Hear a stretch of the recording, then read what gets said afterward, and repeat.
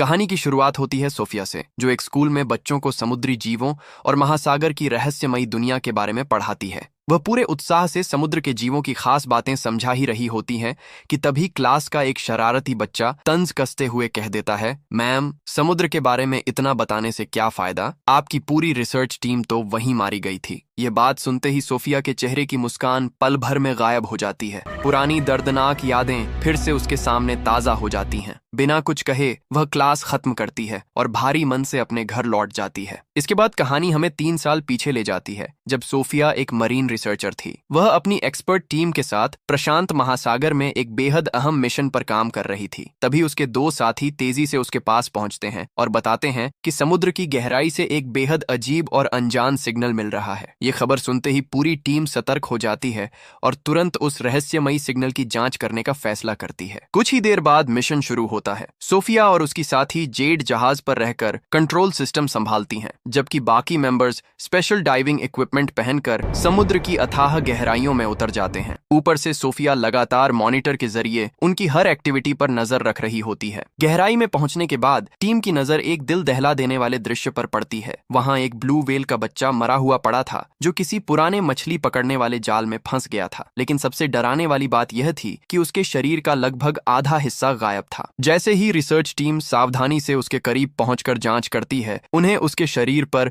बेहद विशाल दांतों के गहरे निशान दिखाई देते हैं। उन निशानों को देखकर सभी समझ जाते हैं कि यह किसी साधारण शिकारी का काम नहीं, बल्कि समुद्र की गहराइयों में छिपे किसी बेहद विशाल और खतरनाक जीव का हमला था। उसी समय जहाज पर मौजूद सोफिया को मॉनिटर में एक चौंकाने वाली जानकारी मिलती है। जिस रहस्यमयी सिग्नल का वे पीछा कर रहे थे, वह किसी मशीन से नहीं बल्कि लीथ नाम की एक टैग्ड शार्क के ट्रैकर से आ रहा था। सबसे खतरनाक बात यह थी कि उसकी लोकेशन तेजी से रिसर्च टीम की तरफ बढ़ रही थी। कुछ ही पलों में समुद्र की गहराइयों में मौजूद क्रिश और बाकी मेंबर्स के चारों ओर कई शार्क्स चक्कर लगाने लगती हैं। चारों तरफ घूमते इन खूंखार शिकारी जीवों को देखकर क्रिश बुरी तरह घबरा जाता है। तभी अचानक उनके बिल्कुल पास से एक बेहद विशालकाय शार्क बिजली की रफ्तार से गुजरती है। इतने बड़े आकार की शार्क को देखकर पूरी टीम कुछ सेकंड के लिए सन्न रह जाती है। घबराया हुआ क्रिश तुरंत सोफिया से पूछता है, क्या यह वही लीथ है? सोफिया भी इस नजारे पर यकीन नहीं कर पा रही थी। उसकी जानकारी के मुताबिक 3 महीने पहले लीथ की लंबाई सिर्फ करीब 2.5 मीटर थी, इसलिए इतने कम समय में उसका इतना विशाल हो जाना लगभग नामुमकिन था। लेकिन अगले ही पल क्रिश की नजर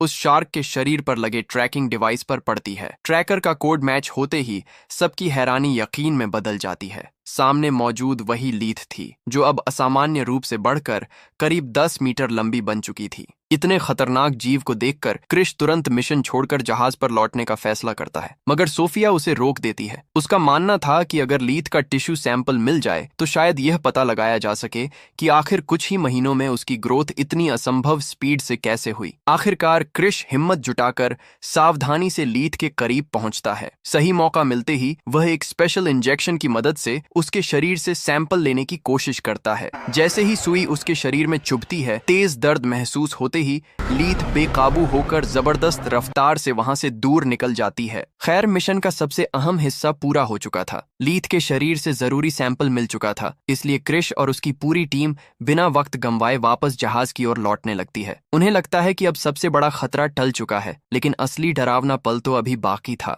अचानक समुद्र का शांत माहौल टूट जाता है। लीथ एक बार फिर तेज रफ्तार से लौटती है और बिना किसी चेतावनी के टीम पर हमला बोल देती है। कुछ ही सेकंड में वहां अफरा तफरी मच जाती है। विशालकाय शार्क एक एक करके सभी रिसर्चर्स को अपना शिकार बनाना शुरू कर देती है। कोई संभल भी नहीं पाता और पूरी टीम उसकी हैवानियत का शिकार बन जाती है। ऊपर जहाज से ये सब देखकर सोफिया एक पल भी नहीं रुकती। अपने साथियों को बचाने की उम्मीद में वह तुरंत समुद्र में छलांग लगा देती है। लेकिन जब तक वह नीचे पहुंचती है, तब तक सब कुछ खत्म हो चुका होता है। उसके सामने सिर्फ क्रिश का कटा हुआ हाथ पानी में तैरता दिखाई देता है। ये दिल दहला देने वाला नजारा देखकर सोफिया पूरी तरह टूट जाती है। अब उसे एहसास हो जाता है कि वहां रुकना मौत को बुलाने जैसा है। वह तुरंत जहाज की तरफ लौटने की कोशिश करती है, लेकिन तभी लीथ उसका रास्ता रोक लेती है। अगले ही पल वह पूरी ताकत से सोफिया पर हमला कर देती है। सोफिया किसी तरह उसके पहले हमले से बच निकलती है, लेकिन बदकिस्मती से वह समुद्र में फैले एक बड़े जाल में उलझ जाती है। लीथ की रफ्तार इतनी जबरदस्त थी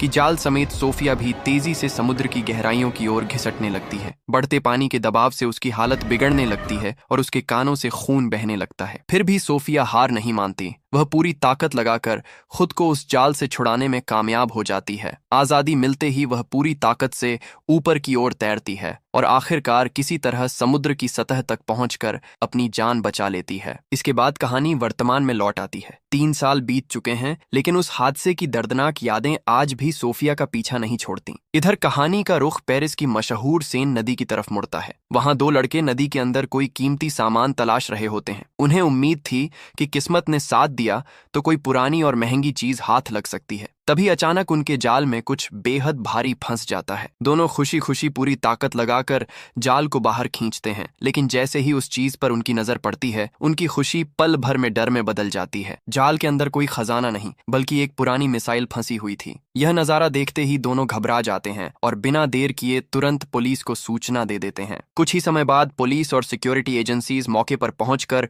पूरे इलाके की जांच शुरू कर देती हैं। मीडिया भी वहां इकट्ठा हो जाता है। इसी दौरान ऑफिसर अदिल पत्रकारों को भरोसा दिलाता है कि फिलहाल घबराने की जरूरत नहीं है। वह बताता है कि सेन नदी से पहले भी कई पुराने बॉम्ब और मिसाइल्स बरामद हो चुकी हैं। जब एक रिपोर्टर पूछता है कि नदी में इतने एक्सप्लोसिव्स आखिर आए कहां से, तो अदिल समझाता है कि ये दूसरे विश्व युद्ध के समय के वेपन्स हैं, जो वर्षों पहले पानी के बहाव के साथ यहां तक पहुंच गए थे। उसके मुताबिक अब ये वेपन्स इतने पुराने हो चुके हैं कि इनमें से ज्यादातर निष्क्रिय हैं और लोगों के लिए कोई बड़ा खतरा नहीं बन सकते। दूसरी ओर सोफिया अब भी अपने अतीत के दर्द से जूझ रही थी। स्कूल में बच्चों की कड़वी बात सुनने के बाद वह उदास मन से घर लौट रही होती है। तभी रास्ते में मिका नाम की एक युवती उसे रोकती है। शुरुआत में सोफिया उससे बात करने में कोई दिलचस्पी नहीं दिखाती और आगे बढ़ने लगती है, लेकिन तभी मिका अचानक मिकान 7 का नाम लेती है। ये नाम सुनते ही सोफिया ठिठक जाती है। ये वही ट्रैकिंग प्रोजेक्ट था जिसके तहत लीथ शार्क पर ट्रैकर लगाया गया था। इतने साल बाद किसी अनजान व्यक्ति के मुंह से यह नाम सुनकर वह पूरी तरह चौंक जाती है। इसके बाद मिका सोफिया को अपने रिसर्च ऑर्गेनाइजेशन में ले जाती है। वहां पहुंचकर वह बताती है कि सोफिया की पुरानी रिसर्च उनके लिए प्रेरणा बनी और उसी के आधार पर उनकी टीम ने शार्क से जुड़ी कई नई जानकारियां हासिल की हैं। फिर टीम का सदस्य बिल कंप्यूटर पर एक लाइव ट्रैकिंग मैप दिखाता है। मैप में दिखाई दे रही लोकेशन देखकर सोफिया के पैरों तले जमीन खिसक जाती है। लीथ का ट्रैकर अब महासागर में नहीं, बल्कि सीधे पेरिस की सेन नदी में सिग्नल भेज रहा था। यानी वह रहस्यमयी और खतरनाक शार्क किसी तरह समुद्र से निकलकर अब शहर के बीचों बीच पहुंच चुकी थी। बिल की बात सुनने के बाद भी सोफिया को इस पर बिल्कुल भरोसा नहीं होता। उसके मुताबिक लीथ जैसी समुद्री शार्क मीठे पानी में ज्यादा देर तक जिंदा रह ही नहीं सकती। उसे पूरा यकीन था कि यह जानकारी कहीं न कहीं गलत है, लेकिन मिका अपनी बात पर अड़ी रहती है। वह समझाती है कि बदलते मौसम और समुद्री परिस्थितियों ने शायद लीथ को नई जगहों पर रहने के लायक बना दिया है। अगर ऐसा है तो उसे जल्द से जल्द वापस समुद्र में पहुंचाना होगा, क्योंकि अगर वह लंबे समय तक सेन नदी के मीठे पानी में फंसी रही तो उसकी जान भी जा सकती है। इसके बाद मिका सोफिया से इस मिशन का हिस्सा बनने की गुजारिश करती है, लेकिन पुरानी दर्दनाक यादों से घिरी सोफिया साफ इनकार कर देती है और वहां से चली जाती है। घर लौटने के बाद भी उसका मन शांत नहीं हो पाता। वह अपना लैपटॉप खोलती है और 3 साल पुरानी वही रिकॉर्डिंग देखने लगती है जिसमें लीथ ने उसकी पूरी रिसर्च टीम पर हमला किया था। उस भयावह हादसे को दोबारा देखकर उसकी आंखें नम हो जाती हैं और बीते हुए पल फिर से उसके सामने जीवंत हो उठते हैं। कुछ देर बाद वह उत्सुकता में लीथ के ट्रैकर की ताजा लोकेशन चेक करती है। स्क्रीन पर दिखाई दे रहे डेटा को देखकर वह सन्न रह जाती है। लोकेशन पूरी तरह साफ बता रही थी कि लीथ वास्तव में पेरिस की सेन नदी में मौजूद है। अब यह सिर्फ एक वैज्ञानिक रहस्य नहीं, बल्कि पूरे शहर की सुरक्षा का सवाल बन चुका था। यही एहसास सोफिया को अपना फैसला बदलने पर मजबूर कर देता है और वह लीथ को ढूंढने तथा उसे काबू में करने के मिशन में शामिल होने का निश्चय कर लेती है। इसी बीच दूसरी ओर मिका और बिल भी ट्रैकिंग इक्विपमेंट की मदद से लीथ के सिग्नल का पीछा करते हुए सेन नदी तक पहुंच जाते हैं। मिका बिना देर किए डाइविंग गियर पहनकर पानी में उतर जाती है। नीचे पहुंचने पर उसकी नजर हाल ही में नदी में गिरी एक कार पर पड़ती है। कार की बॉडी पर बड़े बड़े दांतों के गहरे निशान बने हुए थे, जिन्हें देखकर साफ लग रहा था कि किसी बेहद विशाल शिकारी जीव ने उस पर हमला किया था। उधर ऊपर बोट पर मौजूद बिल अचानक देखता है कि पुलिस की टीम उनकी तरफ बढ़ रही है। पकड़े जाने के डर से वह तुरंत मिका की सेफ्टी रोप वापस खींचने लगता है ताकि उसे जल्दी बाहर निकाला जा सके, लेकिन मिका अब भी अपनी जांच अधूरी छोड़ना नहीं चाहती थी। इसलिए वह नीचे से ही रोप काट देती है। मजबूरी में बिल पुलिस से बचने के लिए बोट लेकर वहां से निकल जाता है, जबकि मीका अकेली नदी की गहराइयों में रह जाती है। उधर नदी की गहराइयों में अपनी जांच पूरी करने के बाद जैसे ही माइका सतह पर लौटती है, पुलिस उसे पकड़ लेती है। बिना अनुमति खतरनाक इलाके में उतरने की वजह से ऑफिसर उसे हिरासत में लेकर पूछताछ के लिए ले जाने लगते हैं। ठीक उसी समय सोफिया भी लीथ के ट्रैकर का पीछा करते हुए वहां पहुंचती है, लेकिन तब तक पुलिस मिका को अपने साथ ले जा चुकी होती है। इसी दौरान अदिल अपनी बोट लेकर एलजेल नाम की जगह पहुंचता है, जहां उसका दोस्त एडविड उसका इंतजार कर रहा था। अदिल उसे कुछ जरूरी सामान सौंपता है और फिर वापस पुलिस स्टेशन के लिए रवाना हो जाता है। कुछ देर बाद जब सोफिया उसी इलाके में पहुंचती है तो वहां उसे कोई इंसान दिखाई नहीं देता। सिर्फ एडविड का डॉग बार बार नदी की ओर देखकर जोर जोर से भौंक रहा होता है, मानो वह किसी अनजाने खतरे का एहसास करा रहा हो। कुत्ते का यह अजीब व्यवहार देखकर सोफिया को पल भर के लिए शक जरूर होता है कि शायद यहाँ कुछ गड़बड़ हुई है, लेकिन कोई ठोस सबूत न मिलने की वजह से वह ज्यादा देर वहां नहीं रुकती और वापस घर लौट जाती है। अगली सुबह पुलिस स्टेशन में अदिल मिका से पूछताछ शुरू करता है। वह जानना चाहता था कि आखिर वह रात के समय नदी में क्या कर रही थी। जवाब में मिका बताती है कि सेन नदी में एक बेहद खतरनाक विशाल शार्क घूम रही है और वही कई घटनाओं की जिम्मेदार है। हालांकि अदिल को उसकी बात किसी काल्पनिक कहानी से ज्यादा नहीं लगती, इसलिए वह इस दावे पर बिल्कुल विश्वास नहीं करता। उधर दूसरी तरफ सोफिया लगातार ट्रैकर के जरिए लीथ की गतिविधियों पर नजर बनाए हुए थी। तभी उसके पास अदिल का फोन आता है और वह उसे तुरंत मिलने के लिए बुलाता है। वहां पहुंचने पर सोफिया को पता चलता है कि उसे बुलाने का सुझाव माइका ने ही दिया था। इसके बाद अदिल उसे नदी से बरामद एडविड की डेड बॉडी दिखाता है। शव की हालत बेहद भयावह थी। उसका आधा शरीर गायब था, मानो किसी विशाल शिकारी ने उसे बेरहमी से नोच डाला हो। यह दृश्य देखकर सोफिया ध्यान से घावों की जांच करती है। कुछ पल निरीक्षण करने के बाद वह साफ कह देती है कि यह किसी सामान्य जानवर का हमला नहीं, बल्कि लीथ के दांतों के निशान हैं। यानी वही विशाल शार्क अब इंसानों का भी शिकार करना शुरू कर चुकी थी। इसके बाद कहानी पुलिस हेडक्वार्टर्स पहुंचती है, जहां अदिल, सोफिया और माइका की मुलाकात अपनी पुलिस चीफ से कराता है। माइका एक बार फिर पूरे विश्वास के साथ बताती है कि सेन नदी में एक विशाल और बेहद खतरनाक शार्क मौजूद है, जो लोगों की जान के लिए बड़ा खतरा बन चुकी है। लेकिन चीफ को उनकी बात किसी वैज्ञानिक सच्चाई से ज्यादा एक अजीब दावा लगती है। उसके मुताबिक एडविड की मौत किसी शार्क के हमले से नहीं, बल्कि नदी में चलने वाली बोट के प्रोपेलर की चपेट में आने से हुई होगी। इसलिए वह बिना ठोस सबूत के इस कहानी पर यकीन करने से साफ इनकार कर देता है। हालांकि मामले की गंभीरता को देखते हुए वह आदिल को आदेश देता है कि अगर सचमुच नदी में कोई विशाल शिकारी मौजूद है तो उसके पक्के सबूत जुटाकर लाए। चीफ के निर्देश मिलते ही अदिल एक स्पेशल पुलिस टीम तैयार करता है और सेन नदी में इन्वेस्टिगेशन ऑपरेशन शुरू कर देता है। वह सोफिया से भी साथ चलने के लिए कहता है, क्योंकि लीथ की ट्रैकिंग से जुड़ी सबसे सटीक जानकारी उसी के पास थी। इसके बाद पूरी टीम बोट के जरिए उस आखिरी लोकेशन की ओर बढ़ने लगती है जहां लीथ का सिग्नल मिला था। दूसरी तरफ माइका भी चुपचाप उनका पीछा कर रही थी। उसे डर था कि पुलिस का असली मकसद लोगों की सुरक्षा नहीं, बल्कि लीथ को ढूंढकर उसे मार देना है। इसलिए वह किसी भी कीमत पर ऐसा होने नहीं देना चाहती थी। लोकेशन पर पहुंचने के बाद अदिल अपने डाइवर्स को नदी की गहराई में भेज देता है, जबकि वह और सोफिया ऊपर से मॉनिटर की मदद से पूरे ऑपरेशन पर नजर रखते हैं। इसी दौरान मिका भी चोरी छिपे वहां पहुंच जाती है। मौका मिलते ही वह अपने साथी बिल को फोन करती है और उससे लीथ के शरीर पर लगे ट्रैकर को तुरंत बंद करने के लिए कहती है। बिल उसे समझाने की कोशिश करता है कि अगर ट्रैकर एक बार डिस्कनेक्ट हो गया तो भविष्य में उसे दोबारा एक्टिवेट करना लगभग असंभव होगा, लेकिन मिका अपनी जिद पर अड़ी रहती है। आखिरकार बिल उसकी बात मान लेता है और ट्रैकर का सिग्नल बंद कर देता है। उधर कंट्रोल सिस्टम पर नजर रख रहे आदिल और सोफिया अचानक देखते हैं कि लीथ की लोकेशन स्क्रीन से पूरी तरह गायब हो चुकी है। दोनों समझ नहीं पाते कि कुछ सेकंड पहले तक साफ दिखाई देने वाला सिग्नल अचानक कैसे खत्म हो गया। लेकिन इससे पहले कि वे कुछ समझ पाते, पानी के नीचे मौजूद डाइवर्स को अपने आसपास किसी बेहद विशाल जीव की हलचल महसूस होने लगती है। नदी का शांत पानी अचानक डरावना लगने लगता है, मानो कोई विशाल शिकारी अंधेरे में छिपकर सही मौके का इंतजार कर रहा हो। पानी के नीचे अचानक महसूस हुई उस रहस्यमयी हलचल ने सभी डाइवर्स की धड़कनें बढ़ा दी। खतरे को भांपते ही आदिल बिना एक पल गंवाए अपनी टीम को रोप्स की मदद से तेजी से ऊपर खींचने लगता है। किस्मत अच्छी थी कि उस अज्ञात शिकारी के हमला करने से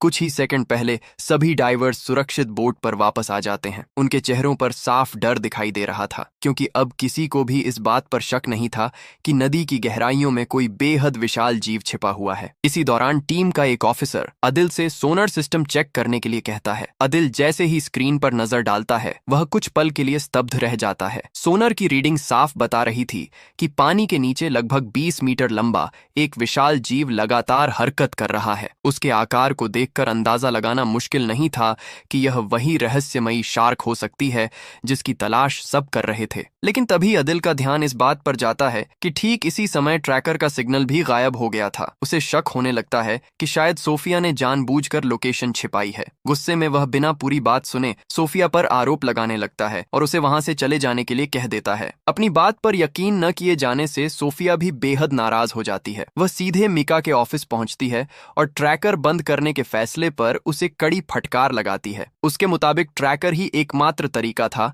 जिससे लीथ की एक्टिविटीज पर नजर रखी जा सकती थी। माइका भी पलटकर जवाब देती है। उसका कहना था कि पुलिस इस मिशन के नाम पर आखिरकार लीथ को मार ही देती और वह ऐसा कभी नहीं होने देना चाहती थी। इस पर सोफिया शांत लेकिन गंभीर आवाज में उसे समझाती है कि वह शार्क किसी इंसान की दोस्त नहीं है, वह सिर्फ अपनी प्रवृत्ति के अनुसार शिकार करती है। फिर वह 3 साल पहले हुए उस हादसे की याद दिलाती है जब उसने खुद लीथ को बचाने और समझने की कोशिश की थी, लेकिन उसी शार्क ने उसकी पूरी टीम को मौत के घाट उतार दिया था। सोफिया साफ कहती है कि ऐसे शिकारी पर भरोसा करना सिर्फ अपनी और दूसरों की जान को खतरे में डालना है। सोफिया की बात सुनने के बाद भी मिका अपनी सोच बदलने को तैयार नहीं होती। वह उल्टा सोफिया को ही जिम्मेदार ठहराते हुए कहती है कि अगर 3 साल पहले उसकी टीम लीथ के इतना करीब न गई होती तो शायद वह हादसा कभी नहीं होता। यह बात सुनते ही सोफिया का गुस्सा और बढ़ जाता है। उसे महसूस होता है कि मिका उस दर्द को समझ ही नहीं सकती जिससे वह इतने सालों से गुजर रही है। नाराज होकर वह तुरंत वहां से चली जाती है। सोफिया के जाने के बाद मिका फैसला करती है कि अब वह किसी की मदद का इंतजार नहीं करेगी। अगर लीथ को बचाना है तो उसे खुद कुछ करना होगा। काफी सोचने के बाद उसके दिमाग में एक योजना आती है। वह अपने मोबाइल से एक वीडियो रिकॉर्ड करती है और उसमें लोगों से लीथ की जान बचाने की भावुक अपील करती है। वीडियो में माइका कहती है कि अगर उन्होंने जल्द कदम नहीं उठाया तो पुलिस लीथ को ढूंढकर उसे मार देगी। वह अपने सभी सपोर्टर्स से तय समय पर एक निश्चित जगह इकट्ठा होने की गुजारिश करती है ताकि वे मिलकर शार्क को बचाने की कोशिश कर सकें। रिकॉर्डिंग पूरी होते ही वह वीडियो को सोशल मीडिया पर अपलोड कर देती है, जहां वह तेजी से लोगों तक पहुंचने लगता है। उधर अदिल लगातार अपने सीनियर ऑफिसर्स को समझाने की कोशिश कर रहा था कि सेन नदी को तुरंत आम लोगों के लिए बंद कर देना चाहिए। उसके अनुसार अगर नदी में सचमुच इतनी विशाल शार्क मौजूद है तो किसी भी समय बड़ा हादसा हो सकता है। लेकिन पुलिस चीफ इस फैसले के पक्ष में नहीं थी। वह बताती है कि सिर्फ 1 हफ्ते बाद शहर में ट्रायथलॉन का एक बड़ा इंटरनेशनल इवेंट होने वाला है। अगर अभी नदी बंद कर दी गई तो पूरे इवेंट पर असर पड़ेगा और शहर को भारी नुकसान उठाना पड़ सकता है। लंबी चर्चा के बाद वे तय करते हैं कि अंतिम फैसला मेयर से बातचीत के बाद ही लिया जाएगा। उस रात जब अदिल घर पहुंचता है तो वह इंटरनेट पर सोफिया से जुड़ी पुरानी न्यूज और वीडियोस देखने लगता है। इन्हीं वीडियोस के जरिए उसे 3 साल पहले हुए उस भयावह हादसे के बारे में विस्तार से पता चलता है, जिसमें सोफिया ने अपनी पूरी रिसर्च टीम और अपने हस्बैंड को खो दिया था। ये सच जानने के बाद उसे एहसास होता है कि उसने सोफिया पर बिना वजह शक किया और उसके साथ बहुत गलत व्यवहार किया। अगली सुबह अदिल सीधे सोफिया के पास पहुंचता है। वह अपने पिछले व्यवहार के लिए दिल से माफी मांगता है और स्वीकार करता है कि उसने बिना पूरी सच्चाई जाने जल्दबाजी में फैसला लिया था। इसके बाद वह सोफिया से अनुरोध करता है कि वह मेयर के साथ होने वाली अहम मीटिंग में उसके साथ चले ताकि वह खुद पूरी स्थिति समझाकर शहर को आने वाले खतरे से आगाह कर सके। कुछ सोचने के बाद सोफिया भी इस मिशन में उसका साथ देने के लिए तैयार हो जाती है। इसके बाद अदिल, सोफिया और बाकी ऑफिसर्स मेयर के ऑफिस पहुंचते हैं, जहां सेन नदी में मंडरा रहे खतरे पर एक जरूरी मीटिंग होती है। पुलिस चीफ मेयर को विस्तार से समझाता है कि नदी में एक बेहद विशाल और खतरनाक शार्क मौजूद है जो लोगों की जान के लिए गंभीर खतरा बन सकती है। लेकिन मेयर इस चेतावनी को ज्यादा महत्व नहीं देती। वह सभी को याद दिलाती है कि कुछ ही दिनों बाद सेन नदी में प्रतिष्ठित ट्रायथलॉन चैंपियनशिप आयोजित होने वाली है। इस कंपटीशन को कवर करने के लिए दुनिया भर से मीडिया आने वाली है और हजारों प्लेयर्स व दर्शक इसमें शामिल होंगे। इतना बड़ा इवेंट रद्द करना शहर के लिए करोड़ों का नुकसान साबित होगा। इसलिए वह साफ कह देती है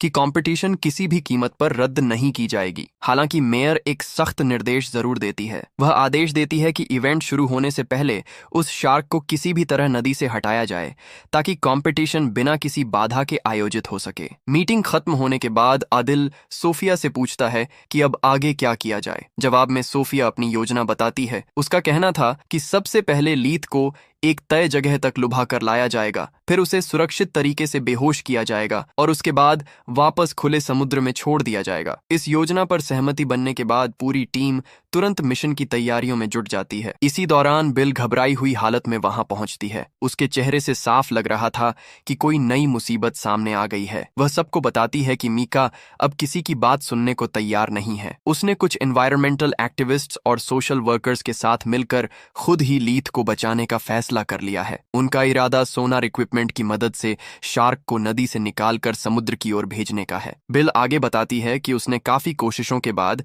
लीथ के ट्रैकर को दोबारा एक्टिवेट करवा दिया है। अब शार्क की ताजा लोकेशन फिर से मिल रही है। इसी जानकारी के आधार पर मीका ने अपने सभी साथियों को उसी दिन कैटाकोम्स नाम की जगह पर इकट्ठा होने के लिए बुलाया है। यह पेरिस के नीचे फैला एक बेहद पुराना अंडरग्राउंड टनल और सीवर नेटवर्क है, जिसका निर्माण शहर के आधुनिक रूप लेने से भी बहुत पहले किया गया था। वहीं से माइका अपनी पूरी योजना को अंजाम देने वाली थी। बिल की बात सुनने के बाद आदिल उसे तुरंत वहां से सुरक्षित निकल जाने के लिए कहता है। वह भरोसा दिलाता है कि उसकी टीम जल्द से जल्द कैटाकोम्स पहुंचकर मीका और बाकी लोगों की मदद करेगी। इसके बाद आदिल, सोफिया और पुलिस की पूरी टीम बिना देर किए उस दिशा में रवाना हो जाती है। कुछ दूरी तक बोट से सफर करने के बाद उनका रास्ता बेहद संकरा हो जाता है। आगे बोट ले जाना संभव नहीं था, इसलिए सभी लोग वहीं उतरते हैं और वेपन्स और जरूरी इक्विपमेंट लेकर पैदल ही कैटाकोम्स की सुरंगों की ओर बढ़ने लगते हैं। उधर माइका अपने साथ आए एनवायरमेंटल एक्टिविस्ट्स के साथ पहले ही वहां पहुंच चुकी थी। अपनी योजना के मुताबिक वह सोनार डिवाइस लेकर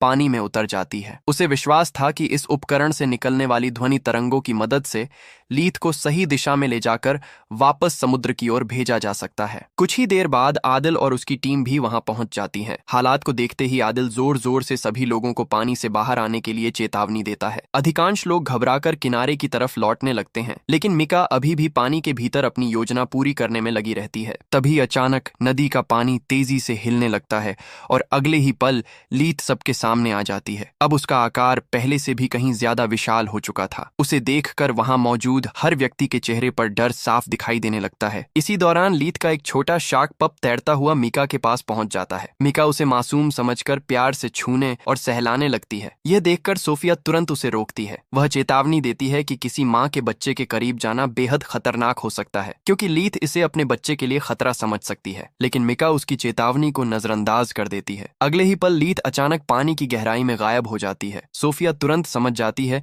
कि वह हमला करने की तैयारी कर रही है। खतरे को भांपते ही आदिल बिना समय गंवाए माइका को बचाने के लिए पानी में छलांग लगा देता है, मगर वह उसके पास पहुंच भी नहीं पाता कि लीथ बिजली जैसी रफ्तार से लौटती है और उस पर जानलेवा हमला कर देती है।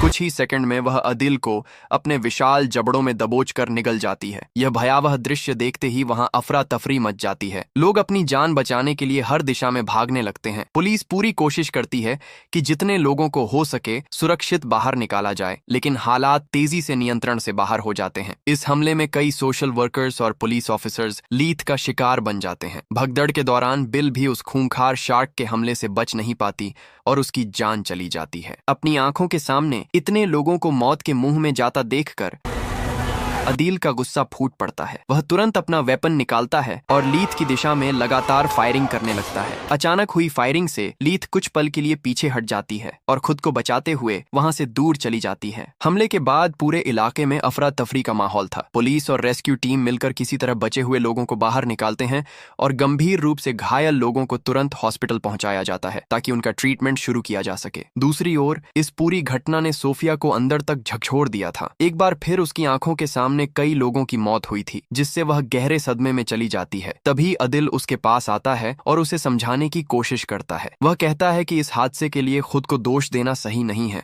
क्योंकि सोफिया शुरू से ही लोगों की जान बचाने की कोशिश कर रही थी। इसी बीच एक पुलिस ऑफिसर आदिल के पास नई जानकारी लेकर पहुंचता है। सूचना मिलते ही पूरी टीम दोबारा घटनास्थल पर लौटती है। वहां उन्हें एक छोटा शार्क पप मृत अवस्था में मिलता है, जो पहले हुई फायरिंग के दौरान मारा गया था। वे उस शार्क पप को जांच के लिए लैब में ले आते हैं, जहां सोफिया उसकी साइंटिफिक इन्वेस्टिगेशन शुरू करती है। पोस्टमार्टम के दौरान एक बेहद चौंकाने वाला खुलासा होता है। जांच से पता चलता है कि इन शार्क्स ने किसी तरह खुद को फ्रेश वाटर के वातावरण में भी जीवित रहने के अनुकूल बना लिया है, यानी अब वे सिर्फ समुद्र तक सीमित नहीं रही। लेकिन सबसे बड़ा रहस्य तब सामने आता है जब सोफिया उस छोटे शार्क पप का पेट खोलकर उसकी जांच करती है। उसके भीतर से कई छोटे छोटे विकसित हो रहे शार्क पप्स दिखाई देते हैं। यह देखकर पूरी टीम हैरान रह जाती है। सोफिया गणना करके बताती है कि यह शार्क खुद मुश्किल से 2 महीने की थी। इसका मतलब यह था कि इतनी कम उम्र में ही उसने रिप्रोडक्शन कर लिया था। दूसरे शब्दों में लीथ की अगली पीढ़ी भी अब जन्म लेने लगी थी और उसकी संख्या बेहद तेजी से बढ़ सकती थी। आगे की रिसर्च से सोफिया को इस असामान्य घटना की वजह भी समझ में आ जाती है। वह बताती है कि ये शार्क्स पार्थेनोजेनेसिस नाम की बायोलॉजिकल प्रोसेस के जरिए रिप्रोडक्शन कर रही हैं। इस प्रोसेस में फीमेल बिना किसी मेल शार्क की मदद के भी बच्चे पैदा कर सकती हैं। यही कारण था कि उनकी पॉपुलेशन बेहद तेज गति से बढ़ रही थी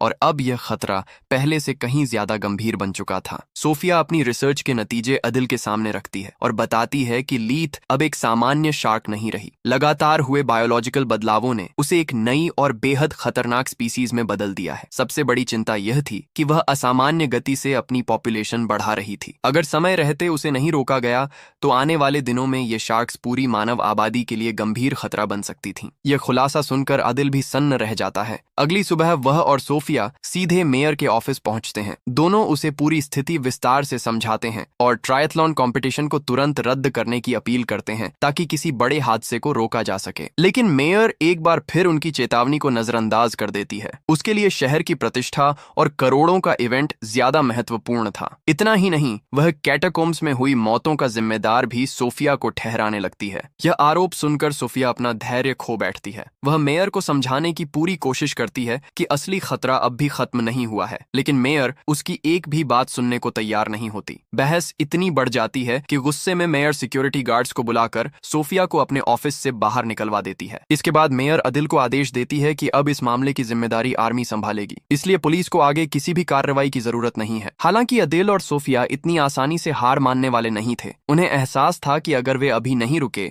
तो कुछ ही घंटों में हजारों लोगों की जान खतरे में पड़ सकती है। इसलिए दोनों मिलकर अपनी तरफ से आखिरी योजना तैयार करते हैं। आदिल अपनी पूरी टीम को इकट्ठा करता है और उनसे कहता है कि अब यह सिर्फ एक मिशन नहीं बल्कि पूरे शहर को बचाने की लड़ाई है। अगर वे पीछे हट गए तो निर्दोष लोगों की जान जा सकती है। उसकी बात सुनकर पूरी टीम बिना किसी हिचकिचाहट के इस खतरनाक ऑपरेशन में उसका साथ देने के लिए तैयार हो जाती है। लेकिन समय उनके खिलाफ था। ट्रायथलॉन कंपटीशन शुरू होने में अब सिर्फ कुछ घंटे बाकी थे। ऐसे में सोफिया और अदिल सभी को अपनी अंतिम स्ट्रेटेजी समझाते हैं। उनका इरादा कैटाकोम्स की सुरंगों में एक्सप्लोजिव्स लगाकर पूरे रास्ते को ध्वस्त करने का था, ताकि वहां मौजूद सभी शार्क्स एक ही बार में खत्म हो जाएं और उन्हें शहर तक पहुंचने का रास्ता न मिले। मिशन को सफल बनाने के लिए अदिल अपनी टीम को 2 हिस्सों में बांट देता है। पहली टीम एक्सप्लोजिव्स लेकर कैटाकोम्स के पानी के भीतर जाएगी और तय जगहों पर उन्हें लगाएगी, जबकि दूसरी टीम बोट पर रहकर उनके वापस आने का इंतजार करेगी। सबसे बड़ी चुनौती यह थी कि बॉम्ब्स एक्टिवेट होते ही उनके पास वहां से सुरक्षित निकलने के लिए सिर्फ 3 मिनट का समय होगा। हर मेंबर अपनी जिम्मेदारी समझने के बाद पूरे इक्विपमेंट के साथ इस जानलेवा मिशन पर निकल पड़ता है।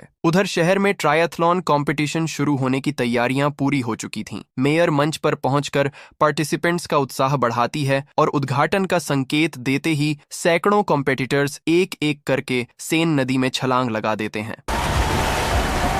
किसी को भी अंदाजा नहीं था कि उसी पानी के नीचे मौत उनका इंतजार कर रही है। इसी समय आदिल, सोफिया और उनकी टीम कैटाकोम्स के उस हिस्से में पहुंच जाती है जहां लीथ ने अपना ठिकाना बना रखा था। सोफिया के पास एक स्पेशल डिवाइस था जिसकी तरंगें शार्क्स को कुछ दूरी तक आने से रोक रही थीं। इसी सुरक्षा के सहारे टीम धीरे धीरे आगे बढ़ती है और एक्सप्लोजिव्स लगाने की तैयारी शुरू कर देती है। लेकिन आगे बढ़ते हुए सोफिया को एक बात बेहद अजीब लगती है। इतनी बड़ी कॉलोनी होने के बावजूद लीथ कहीं दिखाई नहीं दे रही थी। उसे महसूस होता है कि कुछ ठीक नहीं है। फिर भी समय कम होने की वजह से टीम योजना के मुताबिक अलग अलग स्थानों पर बॉम्ब्स लगा देती है। एक्सप्लोसिव्स लगाने के बाद सभी लोग तेजी से बाहर लौटने लगते हैं। तभी अचानक अंधेरे पानी से एक शार्क बिजली की रफ्तार से निकलती है और एक पुलिस ऑफिसर पर हमला कर देती है। वह संभल भी नहीं पाता और शार्क उसे जिंदा घसीट ले जाती है। उसका खून पानी में फैलते ही आसपास छिपी दूसरी शार्क्स भी पागलों की तरह टूट पड़ती हैं। कुछ ही सेकंड में वे उसके शरीर को नोच नोच कर खाने लगती हैं।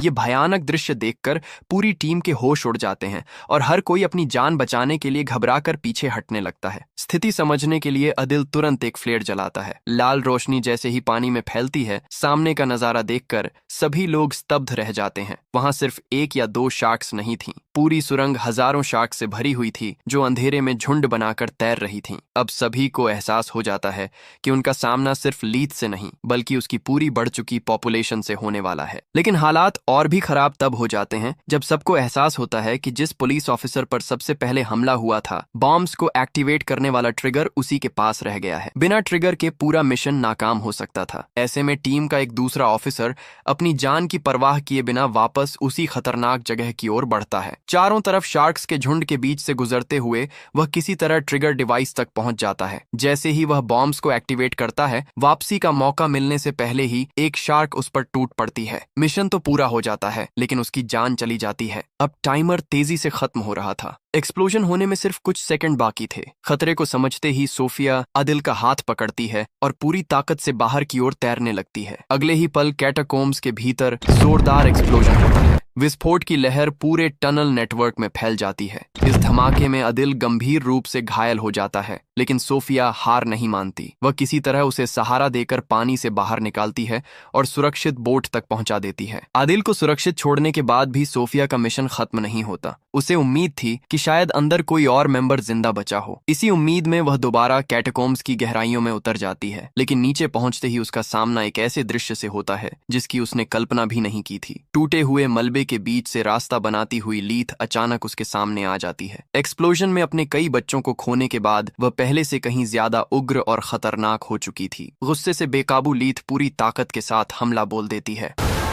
सोफिया अपने साथियों को बचाने की कोशिश करती है, लेकिन सब कुछ इतनी तेजी से होता है कि उसके दो साथी शार्क का शिकार बन जाते हैं। भारी नुकसान के बावजूद वह किसी तरह खुद को बचाती है और घायल आदिल को भी सुरक्षित बाहर निकालने में सफल रहती है। लेकिन खतरा अभी खत्म नहीं हुआ था। लीथ एक्सप्लोजन से बच निकलती है और सुरक्षात्मक जाल को तोड़ते हुए सीधे उस इलाके की ओर बढ़ जाती है जहां ट्रायथलॉन कंपटीशन चल रही थी। नदी में तैर रहे सैकड़ों पार्टिसिपेंट्स को कुछ समझ आता उससे पहले ही वह उन पर एक एक करके हमला करना शुरू कर देती है और पूरे इवेंट में अफरा तफरी मच जाती है। ये सब इतनी तेजी से होता है कि वहां मौजूद लोग कुछ पल के लिए समझ ही नहीं पाते कि आखिर हो क्या रहा है। तभी अचानक लीथ पूरी ताकत से पानी से बाहर छलांग लगाती है और हवा में ही एक स्विमर को अपना शिकार बना लेती है। कुछ ही क्षणों में सैन नदी का पानी खून से लाल होने लगता है और पूरा माहौल दहशत में बदल जाता है। इस भयावह हमले के बाद चारों तरफ अफरा तफरी मच जाती है। लोग अपनी जान बचाने के लिए नदी से बाहर निकलने की कोशिश करते हैं, जबकि चीख पुकार पूरे इलाके में गूंजने लगती है। हालात बिगड़ते देख आर्मी की टीम्स मौके पर पहुंचती हैं और लीथ को रोकने के लिए उस पर लगातार फायरिंग शुरू कर देती है। यह देखकर अदिल पूरी ताकत से उन्हें फायरिंग रोकने के लिए चिल्लाता है। उसे याद था कि सेन नदी की तलहटी में दूसरे विश्व युद्ध के समय के कई पुराने बॉम्ब्स और मिसाइल्स अब भी दबी हुई हैं। अगर उन पर गोली लग गई तो अंजाम बेहद खतरनाक हो सकता है। लेकिन अफरा तफरी के बीच उसकी चेतावनी कोई नहीं सुनता और फायरिंग चलती रहती है। लीड तो गोलियों से बचकर वहां से निकल जाती है, लेकिन तभी एक गोली नदी में पड़ी एक पुरानी मिसाइल से टकरा जाती है। टक्कर के साथ ही वह एक्टिवेट हो जाती है और अगले ही पल जोरदार एक्सप्लोजन के साथ फट पड़ती है।